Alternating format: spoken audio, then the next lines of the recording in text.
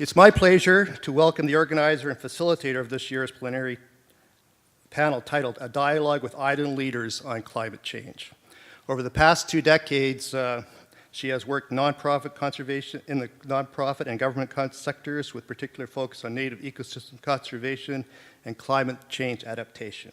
She is co-author of the 2012 Pacific Island Regional Climate Assessment Report and contributing author to the Hawaii and Pacific Islands chapter of the 2014 National Climate Assessment.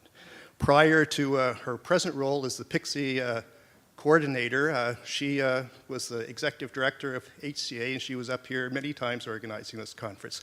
Let's have a hand for Deanna Spooner.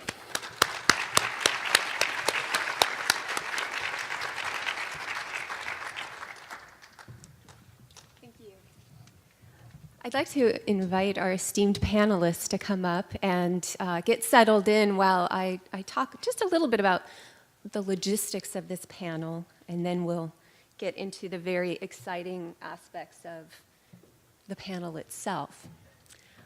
So this is a really special group of people here who have agreed to spend the next hour in conversation with you about leadership on climate change.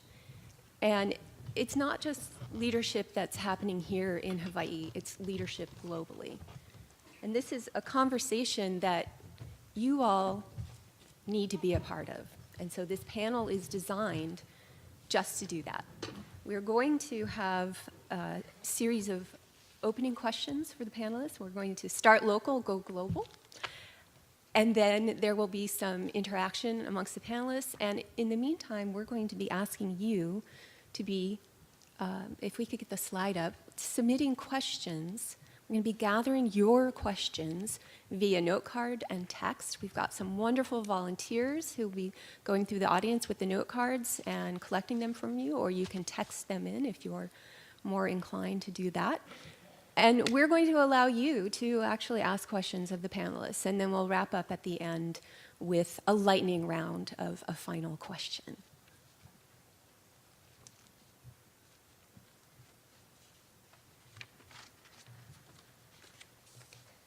So it is my great privilege to moderate such a distinguished panel, and I have to say it was very hard to come up with brief biographies for all of our panelists because they have such distinguished careers. Before I go into the biographies, I just want to very quickly set the context here. So why are we talking about climate change? Climate change is in the news pretty much every day now, and that is a new phenomenon. A year ago, that was not the case. 10 years ago, you would only find climate change mentioned in scientific journals. And now, literally, if you Google climate change, it comes up in the news every single day. And the debate is really shifting away from, climate skeptics to how do we address this as a global community, as a nation, and here in Hawaii. This past year in particular has seen quite a few milestones, some really bad and some quite encouraging. On the bad side, we saw for the first time the Mauna Loa Observatory that measures carbon dioxide concentrations hit 400 parts per million.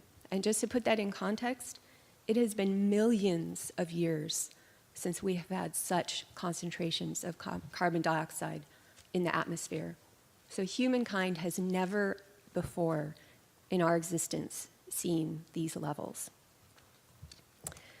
Another bad thing that happened quite recently is the nation of Kiribati had to buy 20 square kilometers of land in Fiji because they know that they are experiencing sea level rise at a very, very rapid rate, and the citizens of Kiribati need a place to relocate.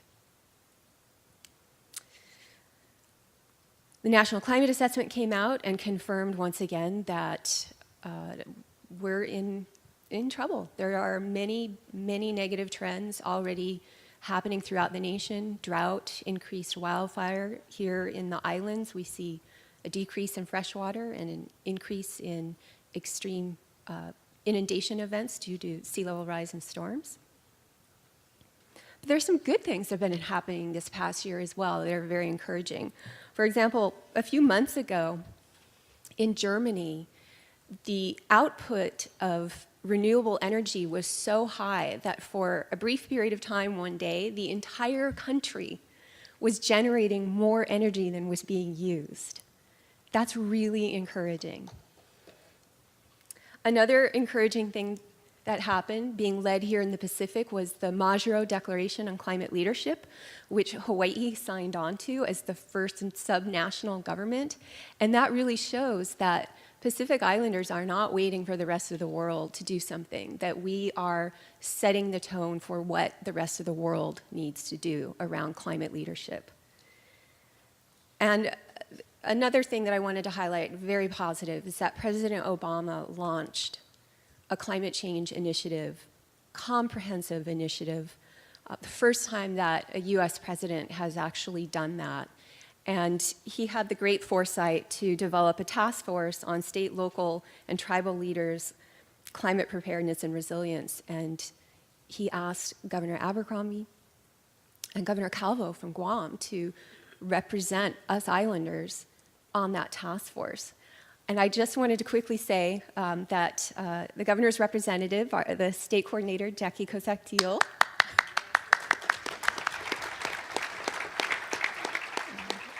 she's this week in Washington, D.C. at the task force meeting, and she met with President Obama yesterday and had a great conversation.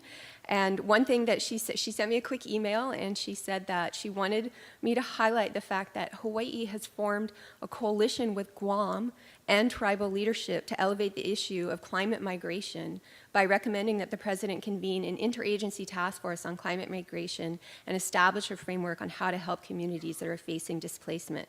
That would not have happened if Hawaii hadn't been there at the table.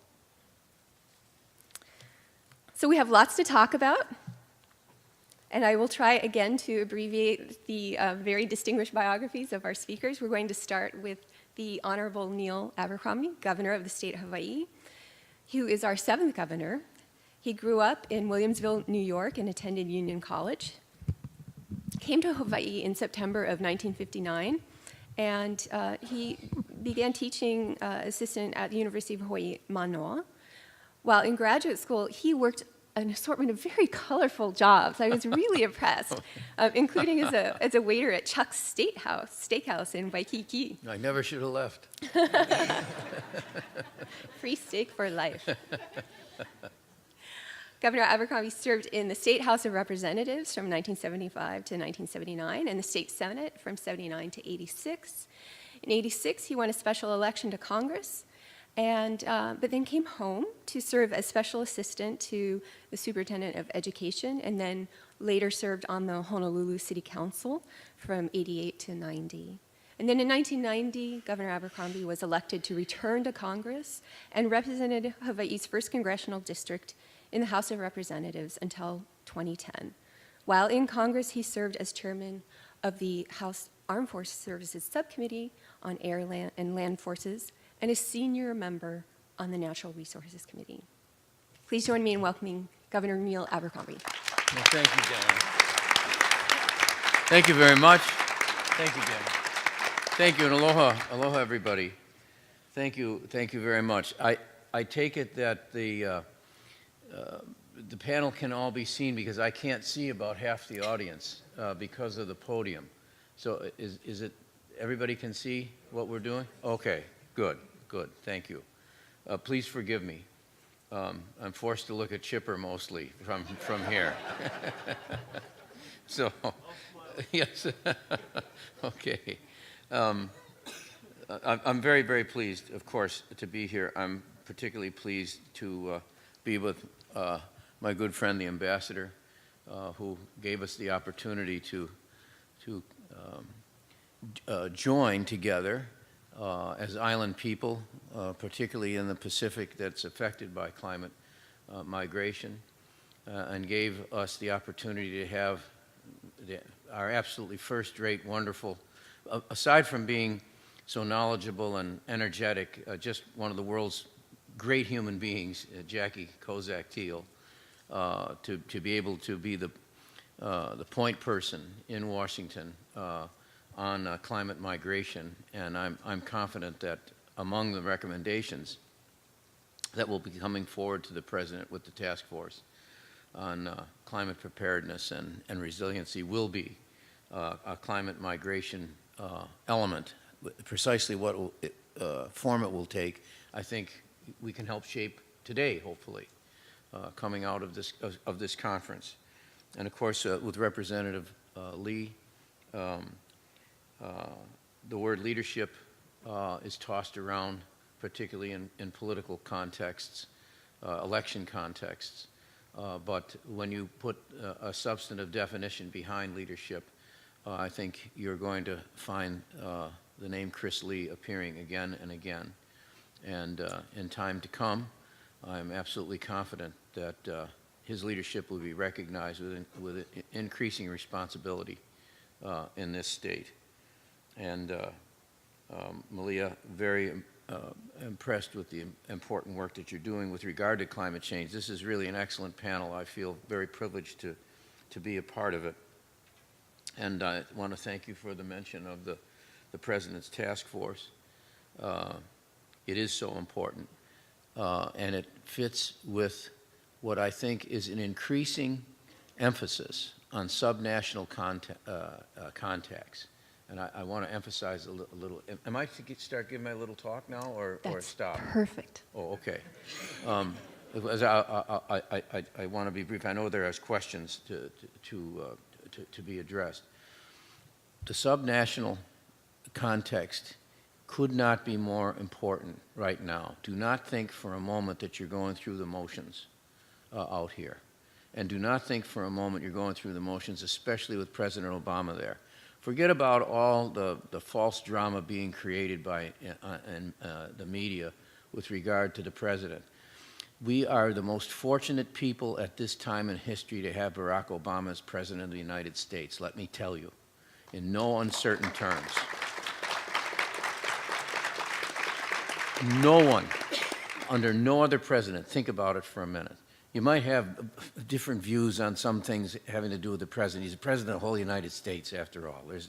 He's not an ideological spokesperson for abstract academic considerations. No other president would have even thought to have a task force on climate preparedness and resiliency, and then follow up with not just with recommendations coming, but is ready to implement the recommendations that come, and it's coming from the grassroots. That's what the IUC, the International Union for the Conservation of Nature, is all about. For those who might not be totally familiar with it, just give me a few seconds to iterate something about it. Only nations apply for consideration for the Congress, and the United States did not. They didn't think they could do it. But because of, and Chipper's the first to tell you, there's a whole slew of people. It would take me 5 minutes to run through the list of people that had faith that we could do this. We brought it to the attention of the President. We brought it to the attention of the State Department. And as a result, Hawaii competed against the other nations, up to and including the final nation, which was Turkey. So I thought we did pretty good in that regard. But I want to emphasize, we did not denigrate anybody else. We didn't say we had merits and other people had demerits. We weren't trying to cite our virtues against other people's vices or anything of that nature. On the contrary, what we said, what Hawaii represented. And I just wanted to say that I'm particularly pleased that the theme of the conference is exactly the same as our navigating change. This is what we presented, Jackie and I, when we went to the first meeting of the task force in Washington, D.C. I regret to say that we were the only institutional entity there of all the tribes and councils and governors that had a plan. Now, this references the point that was made in the introduction, that as recently as a year ago, you couldn't get this conversation underway, except for those who are here today, right? And colleagues and friends across the country and across the world, say with the IUCN. And that's an internal conversation. It can amount to politically to what the amounts to inside baseball. It's like doing a lineup for baseball. Some people are very, very interested in the lineup. Very, very few people in observing it are. But the change now has come. Navigating change. Hawaii has been a pioneer. Everybody here today, let me tell you, you can take a little bit of pride in the fact that we're on it. And as a result, Hawaii's approach to adaptation, that's the whole point. It's adaptation. It's not exhortation. We're not here proselytizing. That's the second point I want to make is this is not an opportunity for to be an evangelist or a proselytizer. That's not what this is about. This is about the practical, hard-headed political realities of getting to adaptation in this rapidly changing world that is moving so fast that, believe me, we have to approach this from the point of view of what can we do as opposed to woe is me. That's the third point I want to make. No more lamentations about how bad it is and how difficult it is, because I guarantee you that, and Chris will verify this on the political side, I'm sure. You get into that routine, and what happens is people think we're screwed. There's nothing we can do, and they'll turn away. They're not going to thank you for the opportunity to be made to feel bad and that there's nothing they can do, and how come you're not on it already? Because there's an implicit kind of thing is I know and you should know and you don't, therefore there's something wrong with you. Now, that may not be your intention, but we got to take our egos out of this. We got to take our we know idea. You got to get rid of your personal relationship with God, right? You can't have that, because that means it's about you. It becomes an involuted and a we happy few atmosphere. We have to be very, very careful of that. So yes, we can take pride that we've got this, but that should be an incentive to us then to say, okay, now how do we reach out? How do we deal with this? Just with the Congress, the World Congress, that's the approach we took. The approach we took was, oh my gosh, how come it's just Hawaii? We went to the State Department, went to the President and said, this is our opportunity. This is terrific. Wow, we're ready to go. We can do this. Isn't this terrific? It got to the point, by taking that attitude, I don't know whether everybody's aware, President Obama wrote a personal letter to the committee, to the site selection committee, and just signed it Barack Obama. I mean, this came from him. Yes, President of the United States, but he was saying, I'm behind this. I want this to happen. That's the kind of attitude I think we need to bring. So the practical reality for that is with us. Let me just show you real quick. Real quick obviously isn't quite as quick as I want it to be, because that's because I'm looking at the picture of you and I, you see, toasting one another. I'm fascinated with it. Oh, shoot. I want to talk about the Resilient Hawaii Forums. I know I've got a picture here. For those of you who haven't, here we go. Here. This is what we're doing. This is what Jackie and our Office of Planning, Jesse Suki, and William Isla, and now Jesse's our deputy. Because Esther Kia'aina, right? I mean, this is being arrested. I'm switching from one to another. Esther Kia'aina was our deputy, and now she's the Undersecretary of Interior for Insular Affairs. And Jesse Suki moved from planning to be deputy to William Isla. We're on this. We're on it every single day. This is the Resiliency Forum and our survey, our online survey that we're heading up. So we're on the practical side of this. That's the next thing. No exhortations. Here's the ABCD. Here's the game plan. Here's the timeline. Here's what we're going to do. We're already on it, for example, just very quickly, about what about the oceans rising? I don't want to read any more letters in the editor saying, let's move everything back a mile, right? I mean, please, that isn't going to happen. You've got beachfront property still for sale, okay? I'm not going to go down there like King Canute and say, no, you can't do it. That isn't going to happen.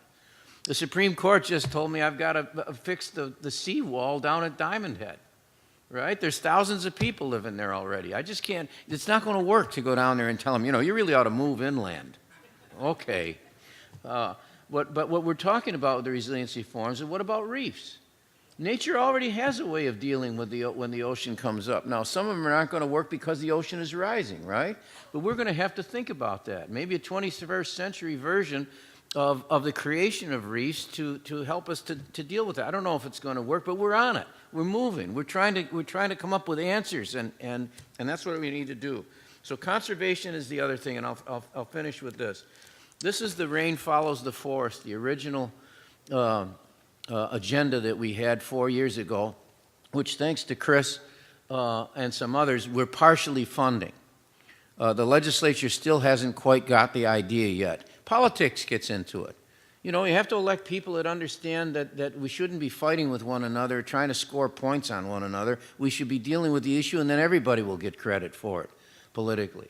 When the rain follows the forest, some people say, this is practical. This is practical. This isn't some idealized version of wouldn't it be nice to have native forests. There's a reason for it. It collects water. It saves water. We don't have the runoff into the ocean, which we need. And the native trees, when we have the rain following the forest, what that means is it retains more water than other invasive species that come in and take over and that cause the runoff to take place. And if you don't think this is practical, check what happened in California yesterday with my friend Jerry Brown.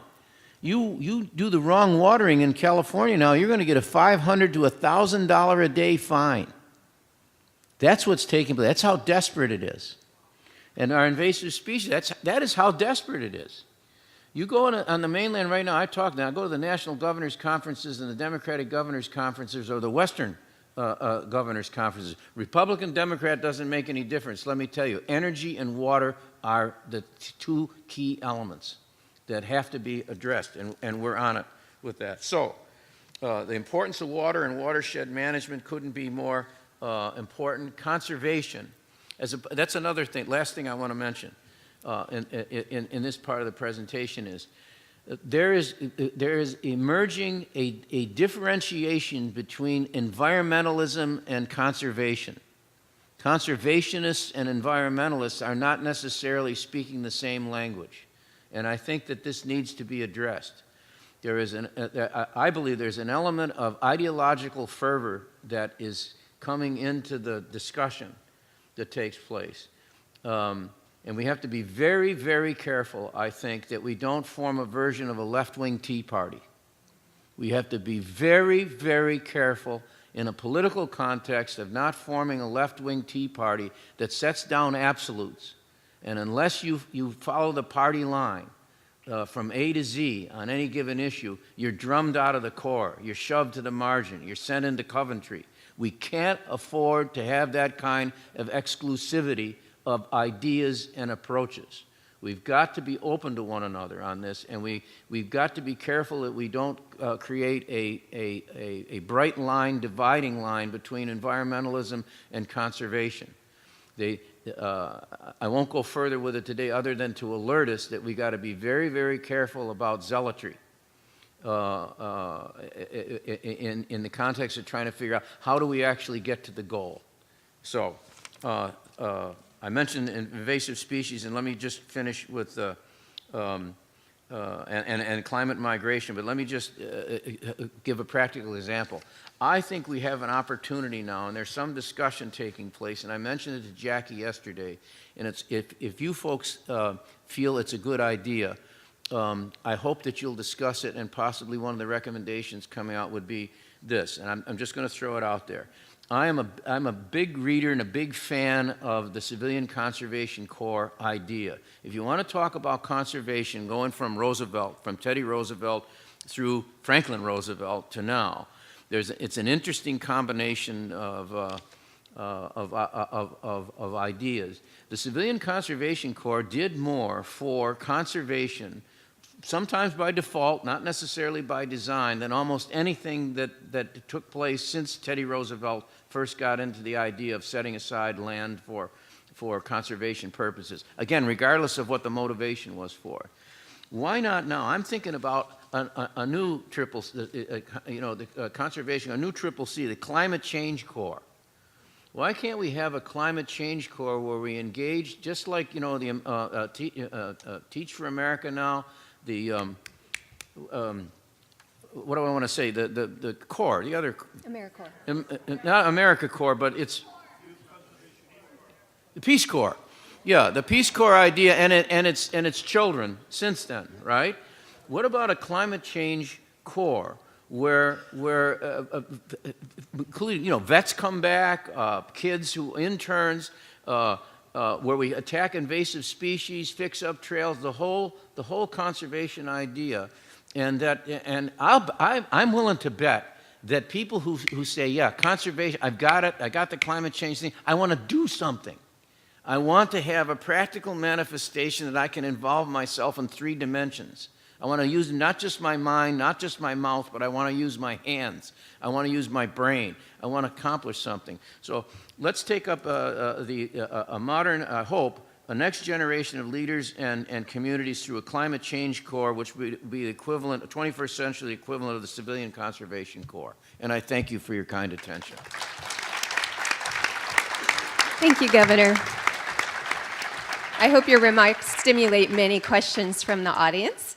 But next, we're going to be hearing from the Honorable Chris Lee, who is a representative, grew up in Kailua, Oahu, Hawaii State Representative. He attended Iolani School and later Oregon State University, where he graduated with a bachelor's degree in political science. Representative Lee also has a very colorful job history, and one of his jobs, earliest jobs, was working at the grill at Enchanted Lake McDonald. So I'm kind of seeing a theme here, food service to politics. No comparison to Chuck's. No, we didn't get tips. Representative Lee is currently the chair of the Committee on Energy and Environmental Protection. He also serves on the Consumer Protection and Commerce, Judiciary, Ocean, Marine Resources, and Hawaiian Affairs, and Water and Land Committees. And in 2013, Representative Lee co-authored the Hawaii Climate Adaptation Initiative Act, which was signed into law last month. And in the opening remarks of that law, it says, climate change is the paramount challenge of the century. And I'd really like to hear your thoughts about why did you author that legislation? Why now? And what's going to be the impact on Hawaii due to this legislation? Well, I certainly didn't do it by myself. I should mention, going back, were the governor still a waiter today, I owe him a tremendous tip for the glowing comments he gave about me earlier. So thank you, sir. Well deserved and earned. But no, this is a challenge that has been on the back burner for a long time, decades. People have been talking about it in some circles, and this is definitely not the first time this has been addressed. I really want to give credit to earlier acts passed by the legislature with the help of the governor's administration in 2012 and earlier than that, which really set the stage and the groundwork for this, which acknowledged that climate change is a real issue and that we have goals that we want to achieve. We want to be able to adapt and mitigate to the extent we can. And that's something that's been really positive and I think has made us already a national leader in taking this on in a serious manner. But beyond that, what really started to change, I think, was in the last couple of years, I think for the first time, perhaps for the first state in the nation, I think, and don't quote me on this, but I think we're the first state in the nation that has had a governor's administration that has appointed a sustainability coordinator, Jackie, and put real money into these sorts of efforts that are going to take us through the long term, beyond just the next election. You're not going to get bonus points for that, but it's thinking ahead down the road that really... It's not against the law to get bonus points for that, though. It's not. It's not. I'm gonna stay away from the elections jokes right now, but but really just taking a really serious stab at trying to address some of these issues and get the infrastructure in place to make this possible. 2 years ago, I actually tried a first draft of this bill, and we brought in some scientists and folks who've been working on these issues for a long time from the university and other places, and the attitude at that time was that, it's too tough, there's not the political will to do it, and it's just not gonna happen. And so that bill didn't make it, and that was a challenge, and so I tucked my tail between my legs and went home. But then, about a year ago, I was prepping my re-election, and I was going out to the community and meeting with folks, and I ended up sitting down at this group who a gentleman introduced me to, a round table of 5 or 6 kind of old-timer residents in Kailua.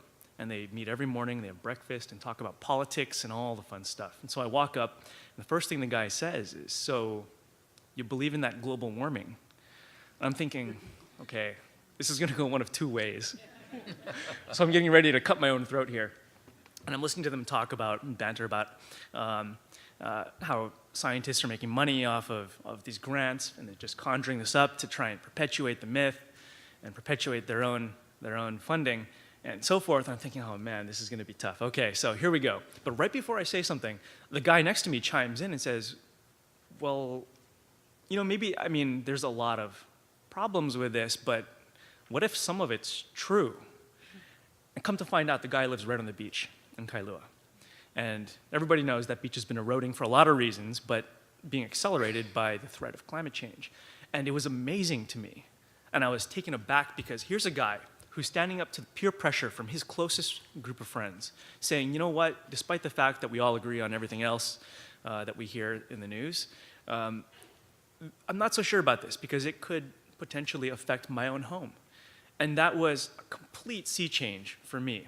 Granted, he went to talk about how awesome BP is and how they're getting totally maligned by the media down in the Gulf. But that being said, it was impressive because what that meant to me was that here in Hawaii, despite all the rhetoric you hear out there and despite all the uncertainty that people have, the fact that some of them, the very people who are most against an issue like this or against even talking about an issue like this in a real manner are starting to acknowledge it because there's a tangible impact upon them that they're about to feel, that means attitude is changing. And that means maybe it's time. Maybe we have the political will. And so what we did this year, thanks with the help of Jackie and Jesse and the governor's administration and everyone else who stepped up to the plate, was put together a bill to start to take our goals and guidelines that we've set out in the past and say, all right, we're gonna lay down now a roadmap to get there. And so it does 3 things. And really, this is a first step. This is by no means the answer, but by creating the Hawaii Climate Adaptation Initiative, what we're doing is we're assessing at a localized level the impacts that we're expecting to face in the coming decades. What's it gonna mean to have sea level rise, not just generally in Hawaii, but for different communities? What's it gonna mean for Waikiki, where you have a built environment, but yet a beach that means tens or hundreds of millions of dollars to our economy that probably is going to go away if we lose the beach? What's it going to mean to communities like Kailua, the North Shore, and other places that have their entire center of their very existence built around this environment that we cannot afford to lose because it means a lot to our culture, to our economy, to everybody who lives in the area. So what is that going to mean to those specific local communities? And then for each community, what are we going to do about it? What does the planning look like? What are the recommendations and policy going to be that are going to allow us not to just run away like the governor said, but rather adapt based on the infrastructure and what the people want in those areas over the coming decades? And then thirdly, and this is probably the most important thing that this lays out, is what are we going to do to implement? And so what this does is centralize coordination between the counties, the state, all the different agencies and departments in one house, under one roof, so that everybody knows what everyone else is doing and things aren't falling through the cracks. And if one department comes up with a great answer to some particular thing, they're gonna share that with everybody else, and everyone's gonna be able to immediately amend their planning for best results. And so that, thanks to the governor who signed that into law down at the Waikiki Aquarium just, about a month ago, right? Yeah, makes us a national leader in this respect, and it is really thanks to all the folks who've stepped up in the face of a lot of criticism and a lot of national uncertainty at higher levels, that this may not be the right thing to do. But we know here in Hawaii and here in island nations that we are gonna, whether that debate rages on for decades or not, feel those effects today, and they're only gonna get worse. So we need to start to take action. I think we really can begin to get a grasp on things and figure out that this isn't just some culture-ending, life-changing, end-of-the-world scenario, but rather this is one challenge among many that we can deal with and we can overcome, because our very existence here in these islands depends on it. And I'm totally optimistic now, seeing not just here in Hawaii, but on a national scale with President Obama and others, that the national and international global opinion on this is starting to change, and we're starting to get resources, real resources put into this. So with that, I'll pause and pass it on, and be happy to answer questions later. Thank you, Representative Lee. And that's the perfect segue to our next presenter, who bridges the local and international dialogues. I'm so grateful that Malia Nobrega Oliveira agreed to be on the panel today, because this week she is helping to organize the World Conference of Hula on the island of Kauai, and she flew over specifically for this panel. Thank you so much.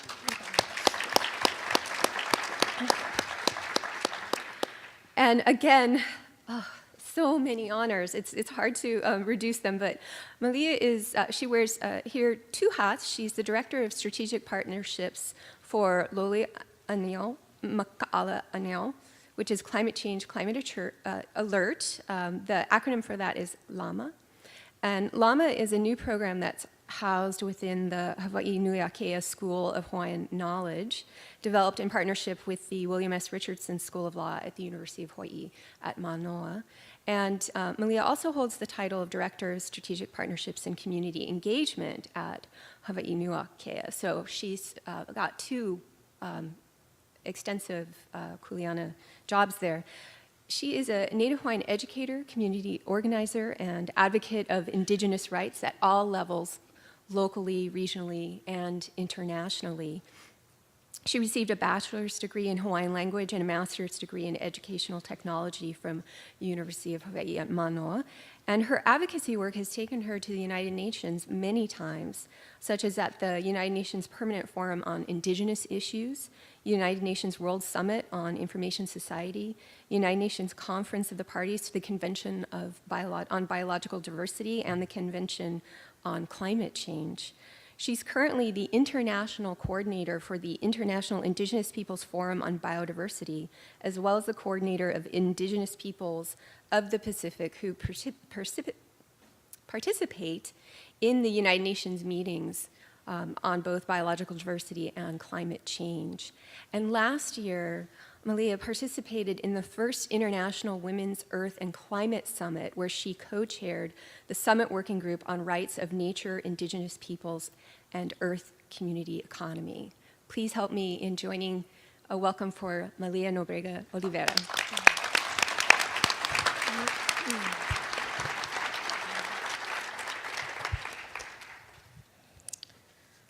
Aloha aina, aina kupuna, aina ho'ola, aina ulu, aina ho'olu, ho'olu lahui, lahui Hawaii, eola, eola, aloha aina.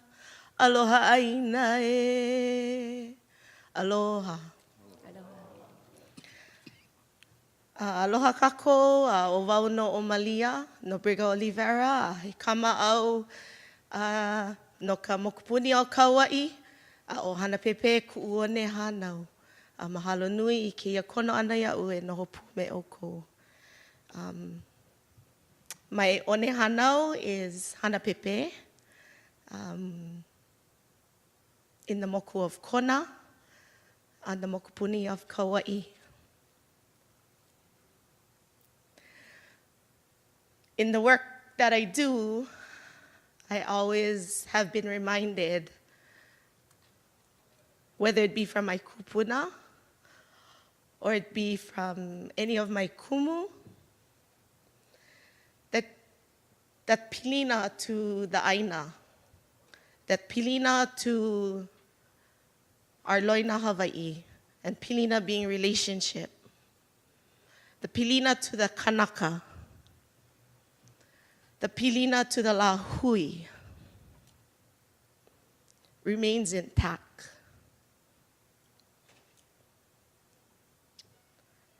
The work that goes outside, the work that goes on outside of Hawaii, if and when I travel, has to always be based on the work of the people here. I wouldn't travel if I didn't have that pilina to the aina. Or I wouldn't be a voice, an active voice, if that pilina was not intact at all times.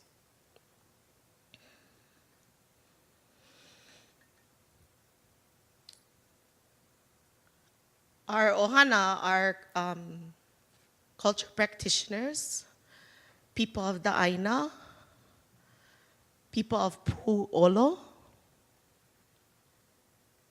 Pu'olo being more commonly known as salt pond. We are salt practitioners. We are one of about 30 ohana that continue this tradition that doesn't exist anywhere else in Hawaii today.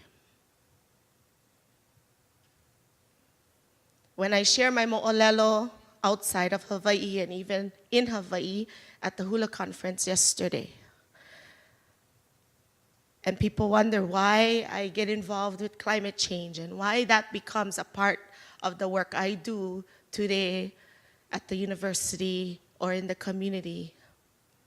And I tell them my mo'olelo begins with that which comes from generations before me to continue this tradition of salt making. And when I look at it just in my lifetime alone, 43 years, climate change is having an impact on this particular cultural practice of salt making. In my lifetime alone, yes, we've had very productive summers where we would harvest 75-gallon buckets of pa'akai in one harvest. But yet in my lifetime, I've had 2 summers where our ohana has not been able to even enter in to pu'olo to continue this practice because of the flooding that happens in the area.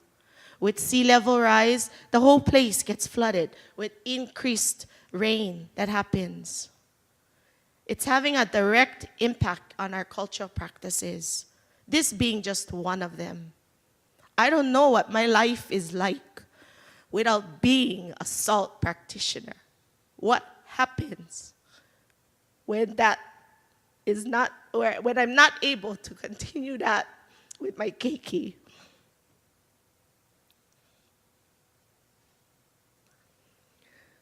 So when doing the work, we always look at that ike that is passed on from our kupuna and how that ike, that traditional knowledge, that ancestral knowledge, how that gets passed on from one generation to the next.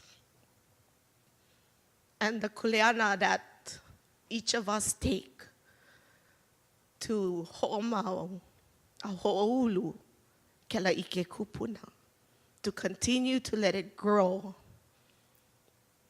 to continue to let it flourish. And from a policy side, to recognize that the traditional knowledge of the native people, the Kanaka Maoli here on this aina, or whether it be indigenous peoples in every part of this world, that ike holds the solutions. We're always looking for solutions. We're always looking for what is next. How are we gonna do this? our kupuna have adapted year after year. It's a part of our culture. We learn to adapt. There's solutions there. And I know that there have been some positive movement in that part. And at every level, even at an international and at a national level, Indigenous peoples continue to advocate for that recognition of who we are as one Indigenous peoples. Peoples of the Aina. People who have continued to malama and to aloha Aina. Without that recognition, pa'akiki ka holo ana imua. It'll be difficult. That part of that recognition is that we are there at the table. We sit at the table, being our own voice. When we talk about participatory mechanisms, how do we get the Kanaka to sit at the table? And what does that look like? That mechanism needs to be full, effective, direct, meaning we make the decisions, we come to the table, we have a voice. Not go through one organization and then, oh, that's what the Hawaiians said. The process takes a long time. It takes a while. But that kind of equal participation, especially here in Hawaii, where we have a trust to the general public and Native Hawaiians. To me, that has always been a part of that kahua that goes forward at any of the meetings at a local level, at a national level, at a regional level when we participate with the Pacific region, and then at an international level. My eyes became more maka'ala to also looking at it from a wahine perspective. And growing up in Hanapepe and being around hula practitioners, we always surrounded with awesome mana wahine. I think many of you will agree that there's so many wahine leaders in our community today. It's pretty amazing. But not in every country, not in every part of the world. When I sit with my sisters from Nairobi, Kenya, or my sisters from Peru, and I listen to their mo'olelo,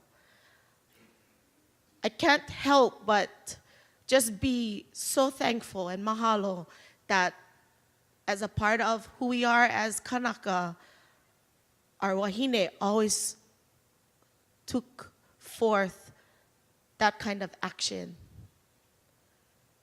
But also, it made me look more into the ike, the knowledge that women have, specialized knowledge. When I did my talk yesterday about salt making and the uses of it and why it's so important, I shared a little bit about how wahine have responsibilities and kuleana every step of the way throughout salt making. And that's like many of our other cultural practices. So when it comes to even looking at climate change action plans, it's looking at how do we involve the women in this? Because women do have that specialized ancestral knowledge of nearshore fisheries and of other things that happen within our islands and in our culture. So I think, just to wrap up in this beginning part, I wanted to also reiterate that kind of advocacy work around our recognition of our knowledge, our traditional knowledge, our collective rights as a people, and making sure that our participatory mechanisms are full, effective, direct, and equal. A oia no ko'u makana I kia manawa, a mahalo nui I kia a koko ana. Aloha. Mahalo.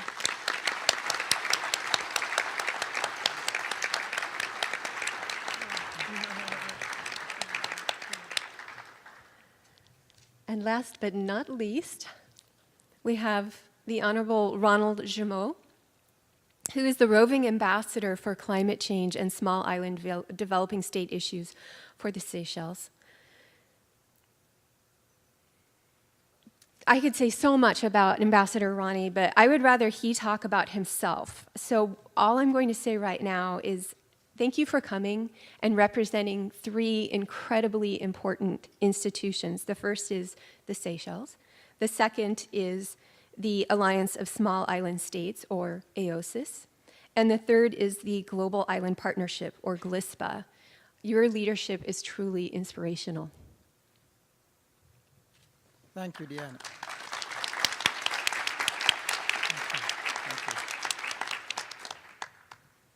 Aloha, everybody. Thank you, Deanna. As usual, you set the bar high for me. And you have a personal way of saying things that makes me want to have to deliver for you personally as well as for everybody in this room. And wow, Malia, you're such an inspiration. I may not come from these islands. I may not come from your culture. But I feel you. I feel you from the Indian Ocean where I come from. Representative Lee, you're an example of these energetic new leaders that we need to carry the torch forward. When you're speaking for Hawaii, you speak for me, you speak for my islanders as well. And speaking as chair of GLISPA and the spokesman for AOSIS, which is the gathering of 38 independent island nations around the world, you speak for all of us. Remember that. All three of you, you don't speak just for Hawaii, you speak for all of us.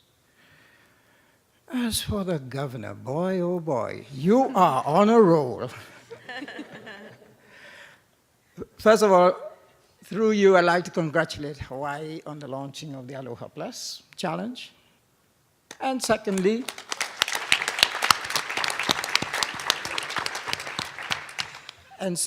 for bringing the World Conservation Congress to Hawaii. And as a fellow islander, I celebrate with you. I'd like to go back to something you said, Governor, a quote. It's what, and I quote, "What can we do as opposed to woe is me?" Those of you who have heard me speak during this trip and when I came last year know how I feel about the kinship, the brotherhood, the sisterhood of islanders around the world, irrespective of your political status. From what you said, it seems there's a telepathy amongst us, because that is exactly what AOSIS has been doing in the climate negotiations since last year. Since last year, we have decided to refuse to act as victims.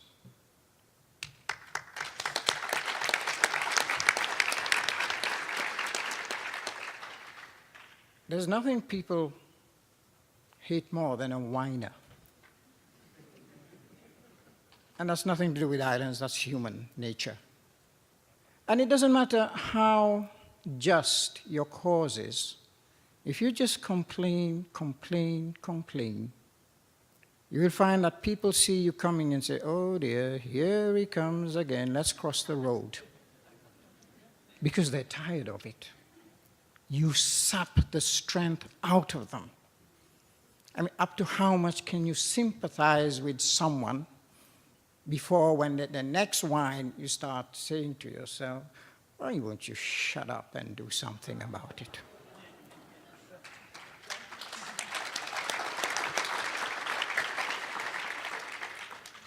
And this is what we're doing in the climate change negotiations. Since last year, AOSIS, the small island states, have decided that we are going to lead by example and shame everybody else, bar none.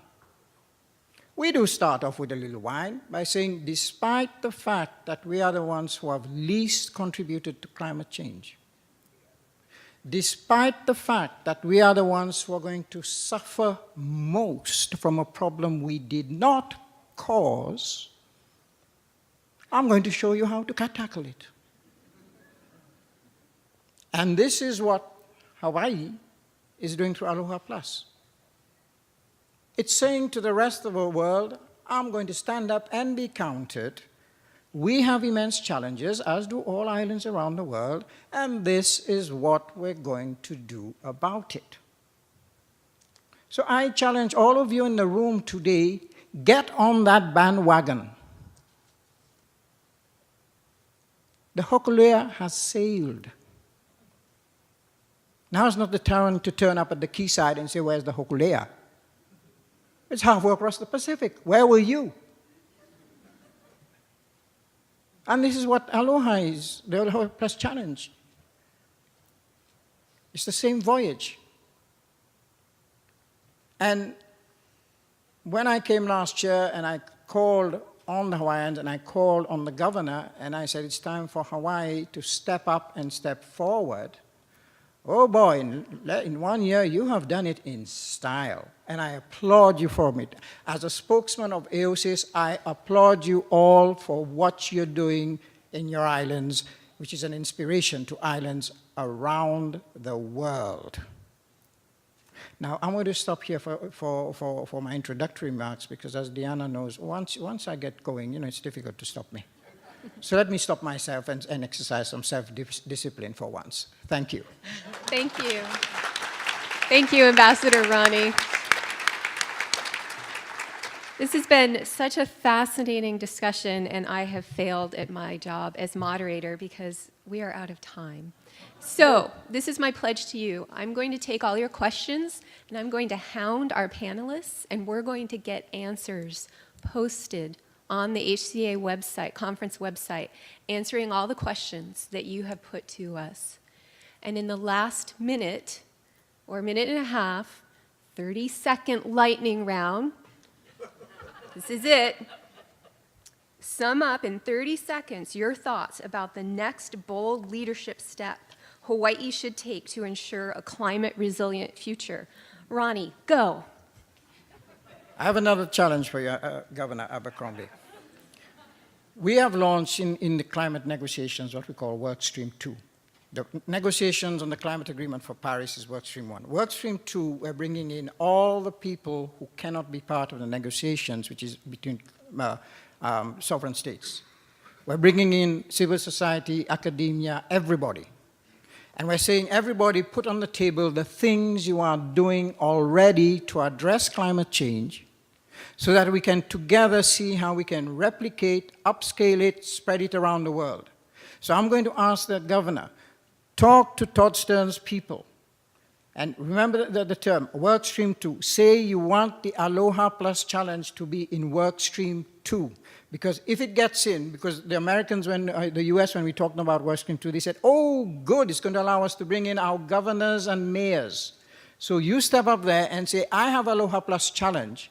And through Workstream 2, with the support of our island nations, we're going to take Aloha Plus Challenge global as part of the global solution, not the Hawaiian solution, not just the island solution. We're going to take it as part of the global solution of showing islands stepping up, stepping forward, and showing the rest of the world, this is how you do it. Thank you.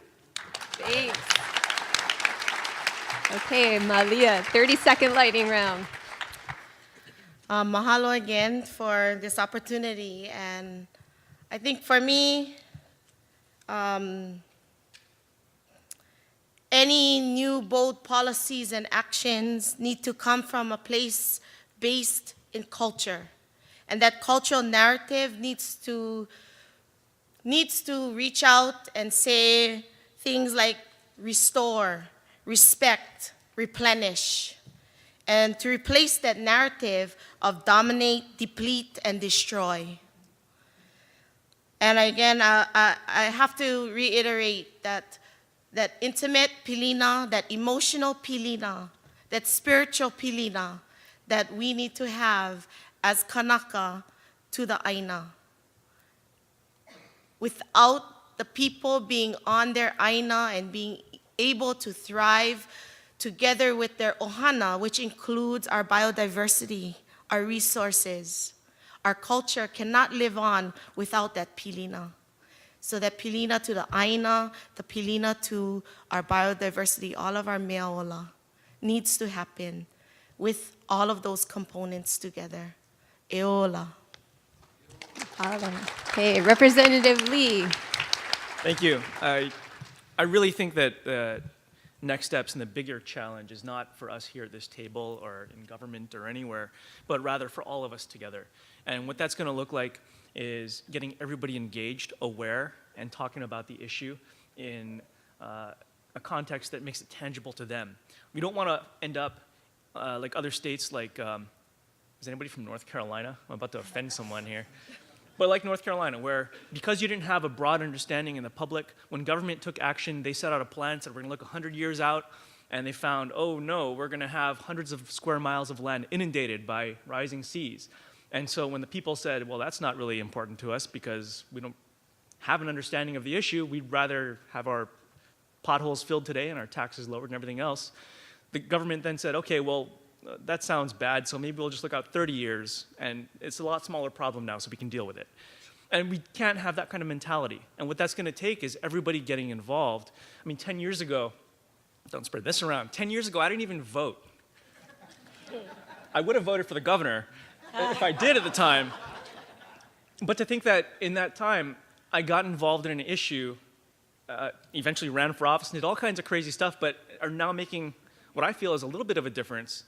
That is incredible, because if I can do that, just a kid off the street who grew up here, if I can do that, then all of you surely can at the very least get out there and bring this issue to the forefront so that others, if not yourself, can get involved and can take action. And that's what it's going to take to compel further action on behalf of our government, on behalf of the rest of the world, to make this happen and to save the culture that we hold dear. So thank you very much. Thank you. And Governor, 30-second lightning round. Sure. There's an iron rule in politics. You cannot institutionalize a mood. I'll say that if I did that for 30 seconds. You cannot institutionalize a mood. It doesn't matter what kind of an atmosphere you set, including in here, if you're not prepared to institutionalize it, if you can't take it past yourself into the practical, quotidian, everyday reality of making things happen and having a game plan and a timeline. The declaration with respect to the ambassador's challenge, the declaration of commitment in the Aloha Plus challenge, which we intend to take forward with the task force, involves 6 things: clean energy, local food, natural resource management, waste reduction, smart sustainable communities, and green workforce and education. Okay, those are the 6 things. I won't elaborate further. But in order to do that, that's great. That's a mood. Who's against any of that stuff? Nobody's going to raise their hand, okay? Then you have to have the infrastructure, the green infrastructure. You have to make investments.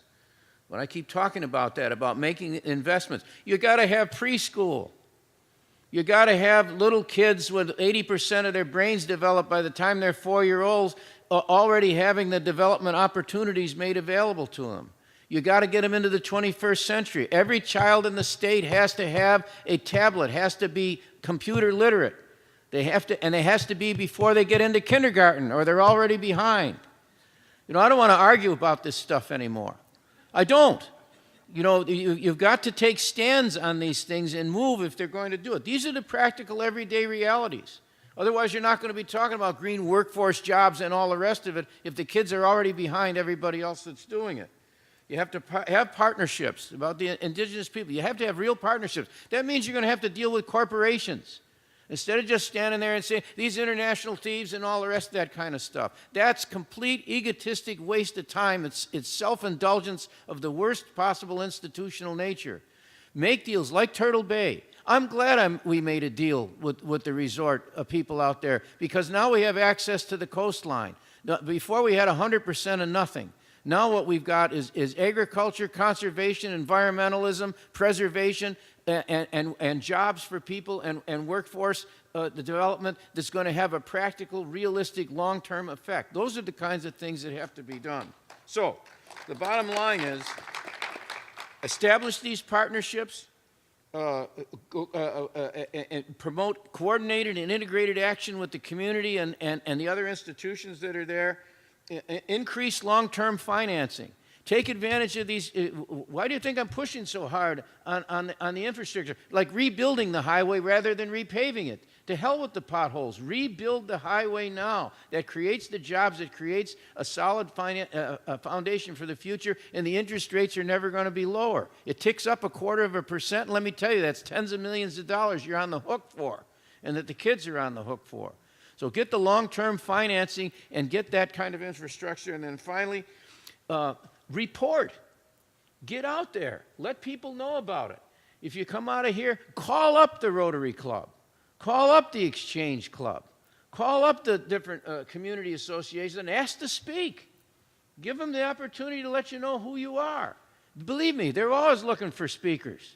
So it's a practical, everyday reality to it. And what's more, last thing of my extended 30 seconds is what you're going to find is, like Chris did, somebody who says, I've been thinking that, but, I thought I was the only one.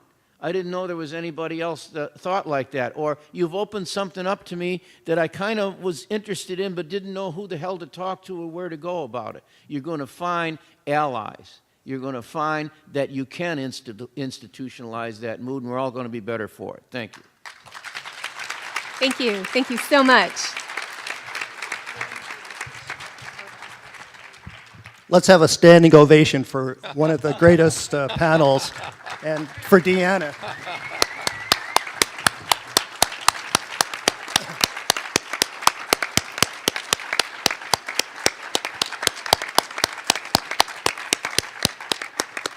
Setting the tone for what the rest of the world needs to do around climate leadership.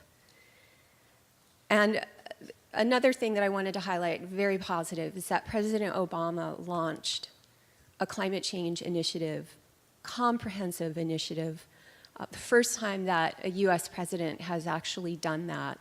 And he had the great foresight to develop a task force on state, local, and tribal leaders' climate preparedness and resilience. And he asked Governor Abercrombie and Governor Calvo from Guam to represent us islanders on that task force. And I just wanted to quickly say that the governor's representative, the state coordinator, Jackie Kosak-Teal,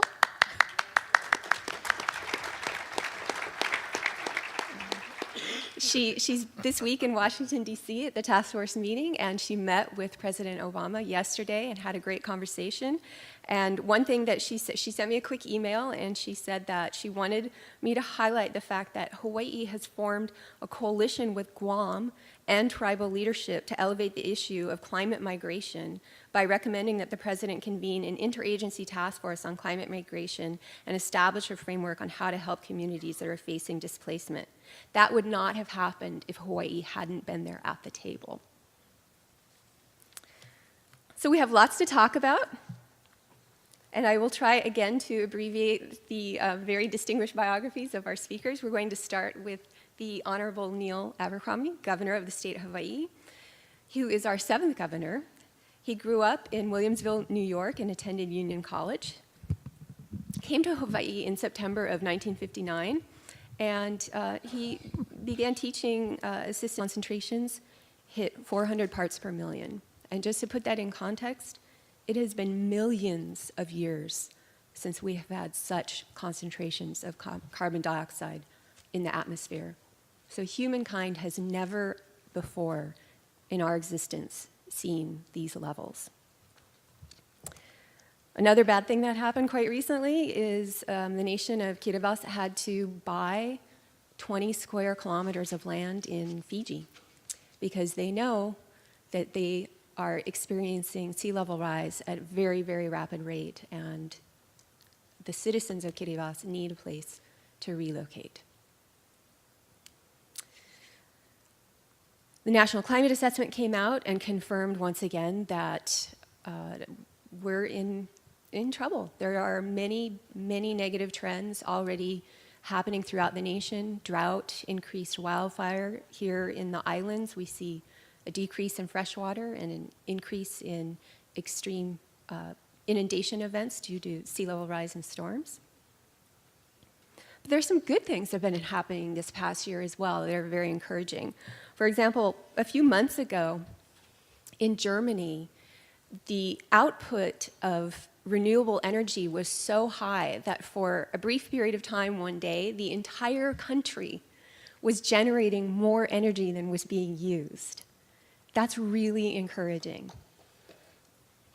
Another encouraging thing that happened, being led here in the Pacific, was the Majuro Declaration on Climate Leadership, which Hawaii signed on to as the first subnational government.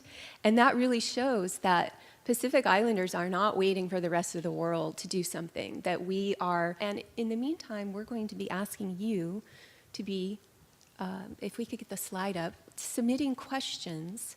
We're going to be gathering your questions via note card and text. We've got some wonderful volunteers who will be going through the audience with the note cards and collecting them from you, or you can text them in if you're more inclined to do that. And we're going to allow you to actually ask questions of the panelists, and then we'll wrap up at the end with a lightning round of a final question.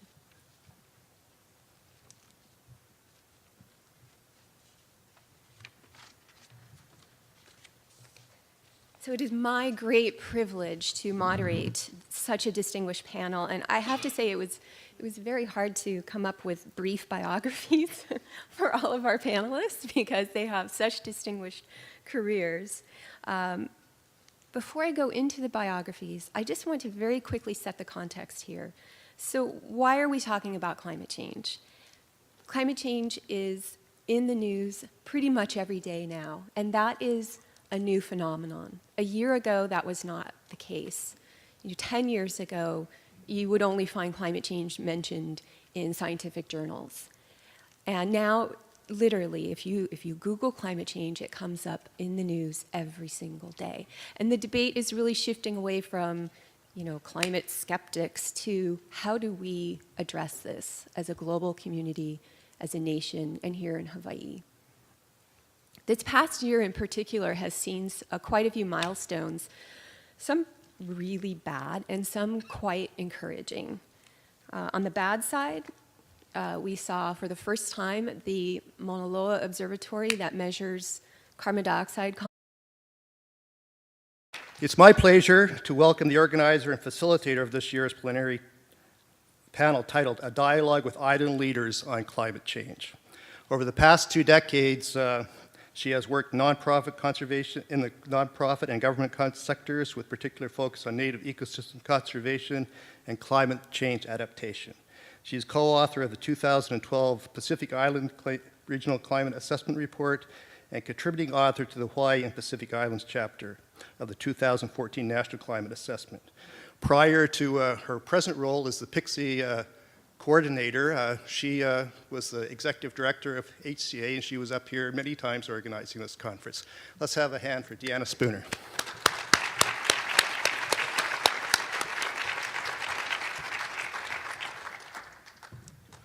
Thank you. I'd like to invite our esteemed panelists to come up and get settled in while I talk just a little bit about the logistics of this panel, and then we'll get into the very exciting aspects of the panel itself. So this is a really special group of people here who have agreed to spend the next hour in conversation with you about leadership on climate change. And it's not just leadership that's happening here in Hawaii, it's leadership globally. And this is a conversation that you all need to be a part of. And so this panel is designed just to do that. We're going to have a series of opening questions for the panelists. We're going to start local, go global. And then there will be some interaction amongst the panelists. And at the University of Hawaii, Manoa, while in graduate school, he worked an assortment of very colorful jobs. I was really impressed, including as a waiter at Chuck's Steakhouse in Waikiki. I never should have left. Free steak for life. Governor Abercrombie served in the State House of Representatives from 1975 to 1979 and the State Senate from 79 to 86. In 86, he won a special election to Congress, but then came home to serve as special assistant to the Superintendent of Education, and then later served on the Honolulu City Council from 88 to 90. And then in 1990, Governor Abercrombie was elected to return to Congress and represented Hawaii's 1st Congressional District in the House of Representatives until 2010. While in Congress, he served as chairman of the House Armed Forces Services Subcommittee on Air, Land, and Land Forces, and a senior member on the Natural Resources Committee. Please join me in welcoming Governor Neil Abercrombie. Well, thank you, Diane. Thank you very much. Thank you, Diane. Thank you, and aloha, everybody. Thank you very much. I take it that the panel can all be seen because I can't see about half the audience because of the podium. So is it, everybody can see what we're doing? Okay, good, thank you. Please forgive me. I'm forced to look at Chipper mostly from here. So, yes, okay. I'm very, very pleased, of course, to be here. I'm particularly pleased to be with my good friend, the ambassador, who gave us the opportunity